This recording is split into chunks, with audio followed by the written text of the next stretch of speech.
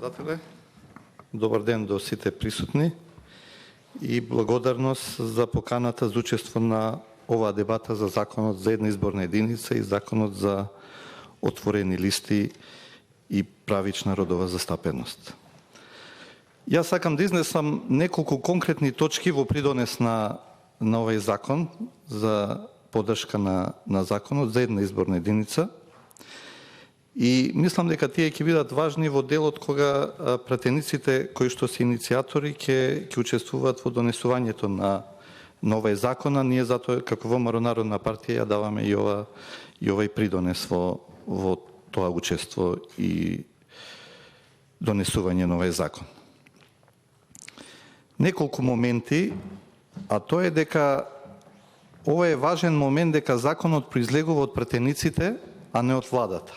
И тоа треба да го потенцираме во делот на донесувањето на расправата која ќе биде во собранието. Само извинете една секунда.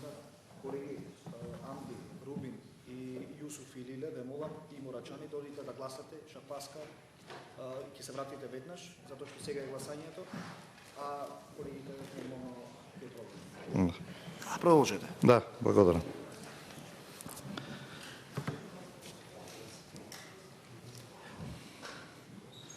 Значи, тоа е многу важен момент, затоа што законот произлегува директно од пратениците, а со тоа и од гласачите и од народот за донесување на еден ваков закон за една изборна единица.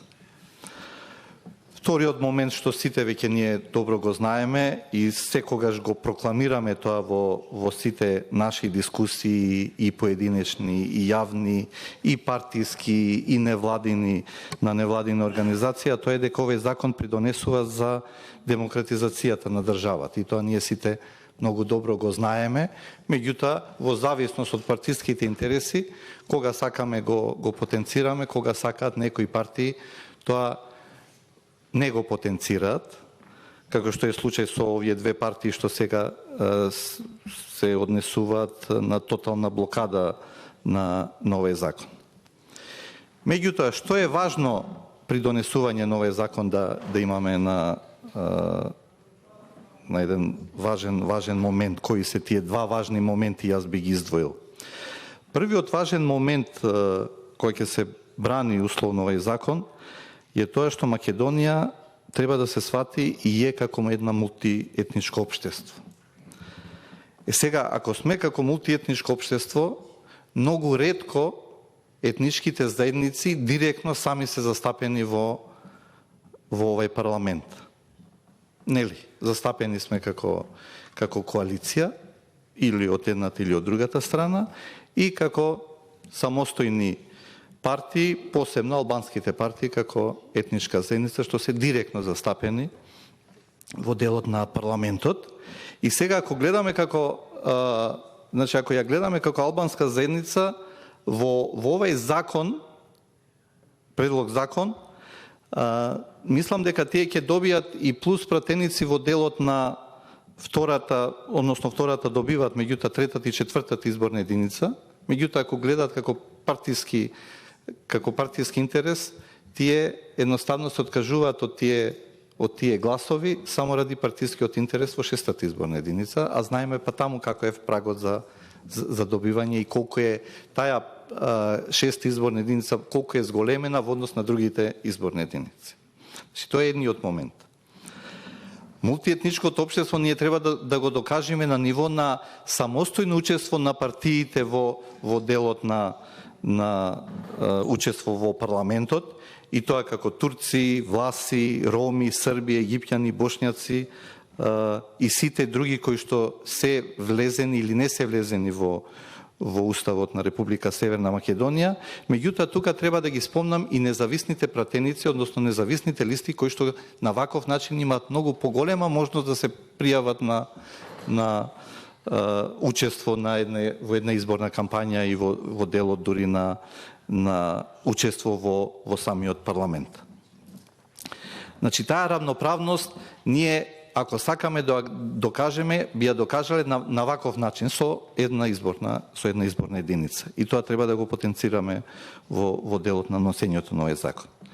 Друг момент, многу важен, што гледам дека на некој начин, и тоа ми смета што веќе некако се привикнуваме дека партиските програми не навлегуваат во делот на учество во програмата на владата, односно во програмата на владачката партија која што е на власт, е тоа што секогаш владината програма, без разлика ние и колку сакаме, дури понекогаш и влегуваат и нашите принципи, односно нашите партиски програми како дел од владината програма, меѓутоа мора да признаеме дека на ваков начин, со 6 изборни единици, многу ретко, тоа зависи и од владачката партија, која што е носител на таа коалиција, меѓутоа и од самите партии, многу ретко добиваме до значај